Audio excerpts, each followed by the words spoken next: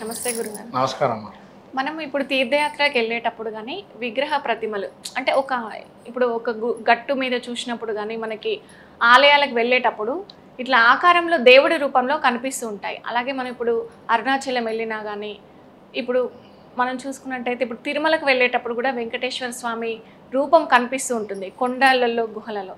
అలా చూసుకున్నట్టయితే ఇప్పుడు అరుణాచలంలో కానీ మానస సరోవరంలో శివపార్వతులు ఉన్నారు అని అంటారు. ఇవన్నీ వాటి యొక్క విశిష్టత ఏంటి, అసలు వాటి యొక్క ప్రాముఖ్యత గురించి చెప్పండి.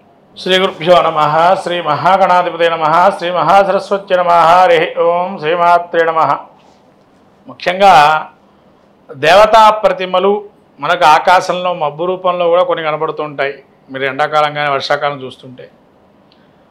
తర్వాత ఏదైనా కొండ గుట్టలు మనం వెళ్ళినప్పుడు తదేకంగా కొండను చూస్తున్నా కూడా ఏదో ఒక ముఖం కనపడటము. అయితే అరుణాచలంలో చూసినట్టయితే మీరు రమణ మహర్షి గారు తనకు శివుడు ఈ రకంగా దక్షిణామూర్తిగా కనబడ్డామని, ఇంకోరికి ఇంకో విధానంగా కనబడ్డారని చెప్పి ఇప్పటికీ మనం ఎవరైతే భక్తులుగా ప్రదక్షిణ చేస్తుంటారో కొందరికి ఎలుక వాహనం కనబడడం, కొందరు ఏనుగు కనబడటం, కొందరు సింహం కనబడటం, కొంతమందికి శక్తి స్వరూపాలు ఏదైతే 7 అగ్రజల్లులుగా కనబడటం, అట్లానే కొంతమందికి నందీశ్వరుడు కనబడటం, వినాయకుడు విగ్రహం కనబడటం, కొంతమంది సర్పం కానీ సుబ్రహ్మణ్య స్వామి కానీ రకరకాల. అంటే ఇక్కడ ఏమిటి ప్రాముఖ్యము అంటే నీ భక్తి, నీ ప్యూరిటీ ఆఫ్ మైండ్. అంటే మనము చూసే దానికి భక్తిని జోడించాలి, ధ్యానాన్ని జోడించాలి.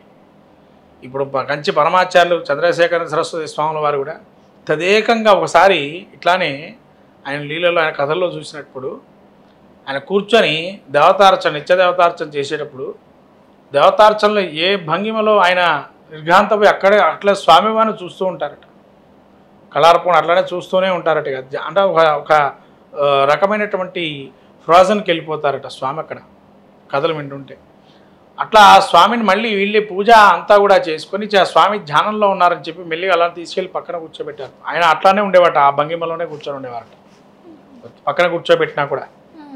అంటే అక్కడ మనకు కనబడేది ఏంటంటే ధ్యానం, భక్తిలో ఉండేటువంటి ధ్యానం ఏ విధంగా ఉంటుందంటే తదేకమైన ఏకాగ్రత చిత్తమైన భక్తి అంటే అది.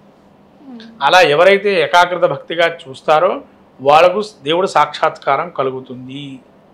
ఇది నిజం, ఎవరు నమ్మిన నమ్మకం. ఎందుకంటే ఎవరైతే తదేక ధ్యానంలో చేయాలి, తదేక ధ్యానం చేస్తే భగవద్ ఆరాధనలో ధ్యానం చాలా ఉన్నతమైనటువంటిది. ఆ ధ్యానం చేస్తే ఏ శక్తి అయినా మనల్ని ఏది చేయదు. మనము శక్తికి లొంగిపోతాం అక్కడ. ఆ శక్తికి ఏదైతే ధ్యానం చేస్తుంటో శక్తికి లొంగిపోవటం, అక్కడ ఆ శక్తిని లొంగిపోవడం అంటే ఆత్మ పరమాత్మ యొక్క స్వరూపాన్ని చూస్తూ ఉండిపోతుంది అక్కడ. ఇంకా వేరే ధ్యానం అంటూ ఉండదు ఇక ఆత్మకు కూడా. అదే మనకు యోగం చెప్తుంది. అనేక సాంఖ్య కర్మ క్రియాయోగాదులు అన్నీ కూడా గీతాలు. అట్లానే ఇదే విధంగా మానస సరోవరంలో కావచ్చు, కైలాస పర్వతంలో పార్వతీ పరమేశ్వరుడు నిజ రూపంలో మనకు కనబడతారా అంటే 47 కిలోమీటర్ల పరిక్రమ ఉంటుంది మానస సరోవరం చుట్టూతా తిరగాలంటే. అది 3 రోజులు పడుతుంది ఆ పరిక్రమ చేయటానికి. 3 రోజులుగా కొన్ని ప్రదక్షిణా మార్గంగా కొంత ఎంచుకొని అక్కడ వరకు క్లోజ్ చేసి మళ్ళీ 2వ రోజు ప్రదక్షిణ చేసి మళ్ళీ 2వ రోజు ప్రదక్షిణ, అట్లా 3 రోజులు ప్రదక్షిణ చేస్తారు. అలా ప్రదక్షిణాక్రమం చేసినప్పుడు మనకు ఒక రూపం కనబడుతూ ఉంటుంది. ఒక్కొక్క ప్రదక్షిణ చేసినప్పుడు కొందరికి ఓంకారం, కొంతమందికి ఏమో బంగారు కొండ రూపంలో, కొంతమందికి శివుడు కోణాకార పిరమిడ్ ఆకారంలో, కొంతమందికి గణపతి ఆకారంలో, సుబ్రహ్మణ్య స్వామి ఆకారం, కొంతమంది అమ్మవారి ఆకారంలో కనబడుతుంటాయి. అంటే అక్కడ శక్తి ఉంది కాబట్టి. శక్తి లేకపోతే ఏది మనకు ఆకారం కనబడేది కాదు. శక్తి ఉంది కాబట్టి ఆకారం ఉంది. అందులో మన పురాణాలు, ధర్మశాస్త్రము, పురాణాలు తీసుకోండి. మీరు పురాణాలు తీసుకుంటే కనుక ఈ కైలాసం కర్మభూమి అనేది మీకు బ్రహ్మపురాణం చదువుకుంటే కనుక బ్రహ్మపురాణంలో గురించి మన భారతదేశం గురించి చెప్పిన విధానంగా చాలా అద్భుతంగా చెప్పారు వేదవ్యాసులు వారు. భారతదేశం ఎందుకు కర్మభూమి అయిందంటే బ్రహ్మపురాణంలో కనుక ఎవరైతే దాన్ని మననం చేస్తారో వేదవ్యాసుల ప్రణీతంగా, అందులో మీకు మన యొక్క భారతదేశం యొక్క ఉన్నతి, భారతదేశంలో చేస్తే కర్మక్రియాదులు యజ్ఞాది కృతులు ఏ విధంగా మనకు అక్కరకు వస్తాయి, వాటి గురించి యొక్క విశేష గుణాలు ఏంటి, అనేది చెప్పబడింది. అట్లానే మనకు ఈ కర్మభూమిలో ఈ భారతదేశంలో అటువంటి శక్తులు చాలా ఉన్నాయి. ఏదో ఒక శక్తిని మనం చూస్తున్నాం, కైలాస పర్వతం అనేటువంటిది, కానీ అలాంటి శక్తులు అనేకం ఉన్నాయి. అట్లానే అరుణాచలం కూడా అలానే ఉన్నది. తర్వాత స్వయంభూ శివలింగాలు చాలా జ్యోతిర్లింగాలు ఉన్నాయి మనకి.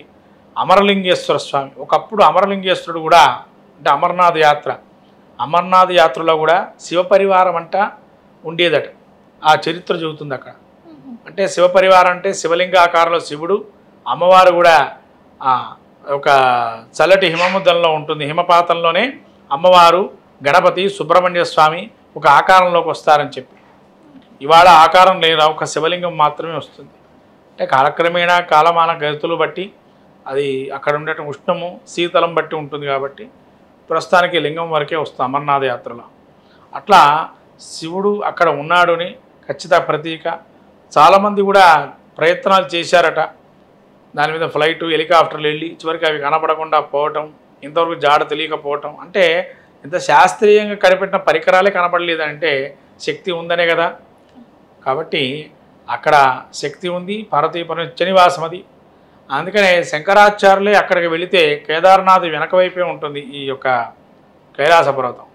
అంటే ఆయన పరిక్రమలో శంకరాచార్యులు ప్రయాణించే ఏదైతే ఆయన తన తపస్సు నుంచి పరిక్రమిస్తూ కైలాస పర్వతంకి వెళ్ళేటప్పుడు మళ్ళీ ఆయన కానలు రాకుండా ఉన్నారు. అదే చివరిగా అక్కడే చూశారు, అక్కడే ప్రతిమ పెట్టారు సర్వజ్ఞపీఠం అని చెప్పి. అలా అంతటి శంకరాచార్యులే అంతటి వారే మనకు అక్కడ శక్తిని చూపించారు. కాబట్టి పార్వతీ పరమేశ్వరులు శివ పరివారం అంతా కూడా కైలాస పర్వతంలో ఉందనే మన భక్తి ఏదైతే ఉంటుందో ధ్యానం చేస్తే ఖచ్చితంగా వారు సాక్షాత్కరిస్తారు. అందులో మానసరోవర యాత్రలో మీకు తీర్థరాజంగా చెప్పబడింది. అది కూడా 33 కోట్ల దేవతలు ప్రాతకాలం సూర్యోదయంగా బ్రాహ్మీ ముహూర్తంలో నక్షత్ర రూపంలో వచ్చి అక్కడ స్నానం చేస్తారని చెప్పి. తర్వాత మీకు బద్రీనాథ్ క్షేత్రంలో కూడా సంతోపత్ యాత్ర ఉంది. ఆ సంతోపత్ యాత్ర చేసేటప్పుడు పాండవులు కూడా ఒక నదీ తీరానికి ఒక చిన్న చెరువులాగా ఉంటుంది, అక్కడ స్నానం చేసి బ్రహ్మ విష్ణు మహేశ్వరులు వచ్చి ఏకాదశి స్నానం చేస్తారని చెప్పి అక్కడ క్షేత్ర మహత్యం కూడా ఉంది. అంతటి మహత్తర క్షేత్రాలు అనేకం ఉన్నాయి అక్కడ. బద్రీనాథ్ కానీ, మానసరోవరం కానీ, తర్వాత గంగోత్రి, యమునోత్రి, తర్వాత కేదార్నాథ్, ఇటువంటి క్షేత్రాలన్నీ కూడా మనకు కనబడుతున్నటువంటి భూలోకాలు, కనబడుతున్నటువంటి కైలాసము, కనబడుతున్నటువంటి మనకు స్వర్గము, యమలోకాలు, ఇవన్నీ కూడా ఆ యొక్క ప్రయత్నంగా మనం చేస్తున్న యాత్ర ఏదైతే ఉంటుందో కష్టతరమైన యాత్ర అయినా కూడా మనం నిర్మలంగా నిత్యశుద్ధిగా చేస్తున్న యాత్ర మన భక్తి ప్రపత్తులకి ఆనవాయితీగా ఉంది. అందుకని వాళ్ళు నిజంగా అక్కడ శక్తిని మనకు చూపించారు. కాబట్టి ఇవాళ మనకంతా రకరకాలైన కర్మభూమిలో మనం ఉన్నాం. సకాలంలో వర్షాలు కురవటం, సకాలంలో అన్నీ కూడా జరుగుతున్నాయి. పార్వతీ పరమేశ్వరులు ఖచ్చితంగా అక్కడ పరివేష్టితమై ఉన్నారని చెప్పి మనకు అనేక పురాణాలు, కథనాలు, వ్రతాల్లో కూడా కథల్లో చెబుతున్నారు. ఇక్కడ అవి ఉన్నాయి. అది మనం ఆ యొక్క భక్తి ప్రపత్తితో ఆరాధన చేస్తే ఏదైనా సాధ్యపడుతుంది. ఒక ధ్యానముతో ఎవరైతే ఎక్కువగా నిష్ఠగా చేస్తారో వాళ్ళకి ఖచ్చితంగా వాళ్ళకి సాక్షాత్కారం వస్తుంది. ఓకే, థ్యాంక్ యూ గురుగారు, చాలా చక్కగా వివరించారు. Thank you so much.